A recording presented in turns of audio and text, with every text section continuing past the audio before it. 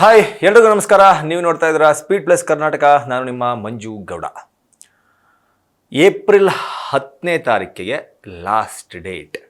ಏನಕ್ಕೆ ಅಂತಂದ್ರೆ ನಿಮ್ಮ ಮನೆಯಲ್ಲಿರುವ ವನ್ಯಜೀವಿಗಳಿಗೆ ಸಂಬಂಧಪಟ್ಟ ಯಾವುದೇ ರೀತಿಯ ಅಂಗಾಂಗಗಳನ್ನು ಸರ್ಕಾರಕ್ಕೆ ವಾಪಸ್ ಕೊಡೋದಕ್ಕೆ ಇರುವ ಡೆಡ್ಲೈನ್ ಏಪ್ರಿಲ್ 10ನೇ ತಾರೀಕು.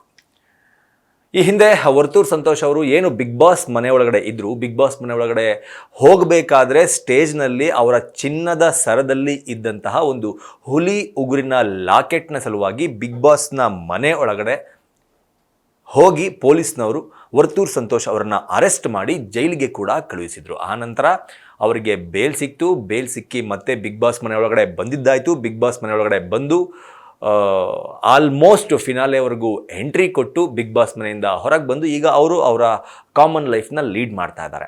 ಆದರೆ ವರ್ತೂರ್ ಸಂತೋಷ್ ಅವರ ಈ ಒಂದು ಪ್ರಕರಣ ಇಡೀ ಕರ್ನಾಟಕ ರಾಜ್ಯದಲ್ಲಿ ಸಾಕಷ್ಟು ತಲ್ಲಣವನ್ನು ಮೂಡಿಸಿತ್ತು. ಏನಕ್ಕಪ್ಪ ಅಂತ ಹೇಳಿದ್ರೆ, ಹೌದಾ ವರ್ತೂರ್ ಸಂತೋಷ್ ಅವರು ಒಬ್ಬರ ಹತ್ರನೇನಾ ಹುಲಿ ಉಗುರದು ಪೆಂಡೆಂಟ್ ಇರೋದು, ಇನ್ಯಾರ ಹತ್ರನೂ ಇಲ್ವಾ ಅಂತ ಯಾವಾಗ ಸರ್ಚಿಂಗ್ ಸ್ಟಾರ್ಟ್ ಆಯಿತೋ, ಯಾವೆಲ್ಲ ನಟರುಗಳು ಫೋಟೋಗಳು ವೈರಲ್ ಆಗೋದಕ್ಕೆ ಸ್ಟಾರ್ಟ್ ಆಯಿತೋ, ಯಾವೆಲ್ಲ ರಾಜಕಾರಣಿಗಳ ಫೋಟೋಗಳು ವೈರಲ್ ಆಗೋದಕ್ಕೆ ಸ್ಟಾರ್ಟ್ ಆಯಿತೋ, ಯಾವೆಲ್ಲ ರಾಜಕಾರಣಿಗಳ ಮಕ್ಕಳುಗಳ ಫೋಟೋಗಳು ವೈರಲ್ ಆಗೋದಕ್ಕೆ ಸ್ಟಾರ್ಟ್ ಆಯಿತೋ, ಎಲ್ಲರೂ ಅಂದರೆ ಕರ್ನಾಟಕದಲ್ಲಿ ಸಾಕಷ್ಟು ಜನ ದೊಡ್ಡ ದೊಡ್ಡ ಮನುಷ್ಯರು ಅಂತ ಅನ್ನಿಸ್ಕೊಂಡವರು ಭಯ ಬಿದ್ದೋಗಿದ್ರು. ಆದರೆ ಫಾರೆಸ್ಟ್ ಡಿಪಾರ್ಟ್ಮೆಂಟ್ ಆಗಲಿ, ಪೊಲೀಸ್ ಡಿಪಾರ್ಟ್ಮೆಂಟ್ ಆಗಲಿ ವರ್ತೂರ್ ಸಂತೋಷ್ ಅವರ ವಿಚಾರದಲ್ಲಿ ತೋರಿದಂತಹ ಧೈರ್ಯ, ಸಾಹಸ, ಕರ್ತವ್ಯ ನಿಷ್ಠೆಯನ್ನು ಬೇರೆ ಯಾರ ವಿಚಾರದಲ್ಲೂ ತೋರಿಸಲಿಲ್ಲ. ಯಾಕೆಂದರೆ ಬೇರೆಯವ್ರ ಮನೆಗೆ ಹೋದರು, ಎಷ್ಟೋ ಜನರ ಮನೆಗಳಿಗೆ ಹೋಗಿ ಎಂಟ್ರಿ ಕೊಟ್ಟು ಸರ್ಚ್ ಮಾಡಿ ವಾಪಸ್ ಬಂದರು ಬಿಟ್ಟರೆ ಅವ್ರನ್ನ ಟಚ್ ಮಾಡೋ ಅಂಥ ಧೈರ್ಯ ಆಗಲಿ, ಅವ್ರ ಮೇಲೊಂದು ಕೇಸ್ ಹಾಕಿ ಸ್ಟೇಷನ್ಗೆ ಕರೆಸ್ಕೊಂಡು ಅಲ್ಲಿಂದ ಜೈಲಿಗೆ ಕಳಿಸುವಂತಹ ಧೈರ್ಯವನ್ನಾಗಲಿ ಮಾಡಲಿಲ್ಲ. ಯಾವಾಗ police department and forest department ಈ ತರಹದ ಎಡವಟ್ಟುಗಳನ್ನು ಮಾಡ್ಕೊಳ್ಳೋದಕ್ಕೆ ಸ್ಟಾರ್ಟ್ ಆಯಿತು, ಇಡೀ ಕರ್ನಾಟಕದಲ್ಲಿರುವ ಜನತೆ ನಿಮ್ಮ ಕಣ್ಣಿಗೆ ಬರೀ ಬಡವ್ರ ಮನೆ ಮಕ್ಕಳು ಮಾತ್ರ ಕಾಣಿಸೋದ, ಹಿಂದೆ ಮುಂದೆ ಏನು ಗೊತ್ತಿಲ್ಲದೆ ಇರೋರು ಅಥವಾ ಈಗ ಬೆಳೀತಾ ಇರೋರು ಅವ್ರು ಮಾತ್ರ ಕಾಣಿಸೋದ, ದೊಡ್ಡ ದೊಡ್ಡವರು ನಿಮ್ಮ ಕಣ್ಣಿಗೆ ಕಾಣಿಸಲ್ವ ಅಂತ ಯಾವಾಗ ಜನ ಮಾತಾಡೋದಕ್ಕೆ ಸ್ಟಾರ್ಟ್ ಮಾಡಿದ್ರು, ಯಾವಾಗ ಮಾಧ್ಯಮಗಳು ಅದರ ಮೇಲೆ ಬೆಳಕನ್ನು ಚೆಲ್ಲೋದಕ್ಕೆ ಸ್ಟಾರ್ಟ್ ಮಾಡಿದ್ವೋ ಆವಾಗ ಎಚ್ಚೆತ್ತುಕೊಂಡಂತಹ ಸರ್ಕಾರ ಒಂದು ಡೆಡ್ಲೈನನ್ನು ಹಾಕ್ಕೊಂಡಿತ್ತು. ಇಂತಹ ಡೆಡ್ಲೈನ್ ಒಳಗಡೆ ಎಲ್ಲರೂ ಯಾರೆಲ್ಲ ಮನೆಯಲ್ಲಿ ವನ್ಯಜೀವಿಗಳಿಗೆ ಸಂಬಂಧಪಟ್ಟಂತಹ ಅಂಗಾಂಗಗಳು ಮನೆಯಲ್ಲಿ ಇದೆಯೋ ಅದನ್ನೆಲ್ಲ ವಾಪಸ್ ತಂದುಕೊಡಿ ಅಂತ ಹೇಳ್ಬಿಟ್ಟು.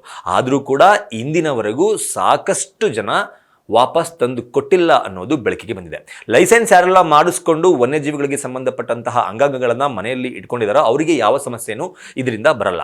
ಆದರೆ ವೈಲ್ಡ್ ಲೈಫ್ ಆ್ಯಕ್ಟ್ನ ಅಡಿಯಲ್ಲಿ ಲೈಸೆನ್ಸ್ನ ಮಾಡಿಸ್ಕೊಳ್ದಲೇ ಯಾರೆಲ್ಲ ಅಂದರೆ ಕಾಡಲ್ಲಿ ಹೋಗ್ತಾ ಇರಬೇಕಾದ್ರೆ ಸಿಕ್ಕಂತಹ ಉಗುರುಗಳಾಗಿರ್ಬೋದು, ಆನೆ ದಂತ ಆಗಿರ್ಬೋದು, ಜಿಂಕೆ ಕೊಂಬಾಗಿರ್ಬೋದು, ಹುಲಿ ಚರ್ಮ, ಚಿರತೆ ಚರ್ಮ, ಈ ಥರ ಸಾಕಷ್ಟು ಆನೆ ಬಾಲದ ಕೂದಲು ಸಹ, ಈ ಥರ ಸಾಕಷ್ಟು ವನ್ಯಜೀವಿಗಳ ಅಂಗಾಂಗಗಳನ್ನು ಏನೂ ಗೊತ್ತಿಲ್ಲದೆ ಮನೆಯಲ್ಲಿ ಇಟ್ಕೊಂಡಿರುವಂತಹ ಮುಗ್ಧ ಜನಗಳಿಗೆ ತೊಂದರೆ ಆಗಬಾರ್ದು ಅನ್ನೋ ದೃಷ್ಟಿಯಿಂದ ಸರ್ಕಾರ ಏಪ್ರಿಲ್ 10ನೇ ತಾರೀಕುವರೆಗೂ ಡೆಡ್ಲೈನನ್ನು ನೀಡಿದೆ. ದಯವಿಟ್ಟು ಈ ಮೂಲಕ ನಾವು ಕೇಳ್ಕೊಳ್ಳೋದೇನಪ್ಪ ಅಂತ ಹೇಳಿದ್ರೆ, ಯಾರ ಮನೆಯಲ್ಲಿ ಇವತ್ತಿಗೂ ಸಹ ವನ್ಯಜೀವಿಗಳಿಗೆ ಸಂಬಂಧಪಟ್ಟಂತಹ ಅಂಗಾಂಗಗಳು ಮನೆಯಲ್ಲಿ ಇದೆಯೋ, ಅಂದರೆ ಆನೆ ದಂತ, ಹುಲಿ ಉಗುರು, ಹುಲಿ ಚರ್ಮ, ಹುಲಿ ಹಲ್ಲು, ಜಿಂಕೆದು ಕೊಂಬು, ಆನೆ ಬಾಲದ ಕೂದಲು, ಈ ಥರ ಯಾವುದೇ ಇರ್ಬೋದು ವನ್ಯಜೀವಿ ಅಂದರೆ ಕಾಡಲ್ಲಿ ವಾಸ ಮಾಡುವಂತಹ ಪ್ರಾಣಿಗಳ ಯಾವುದೇ ಅಂಗಾಂಗಗಳಿರ್ಬೋದು, ನಿಮ್ಮ ಮನೆಯಲ್ಲಿ ಇದ್ದರೆ ಅದಕ್ಕೆ ಲೈಸೆನ್ಸ್ ಇಲ್ಲ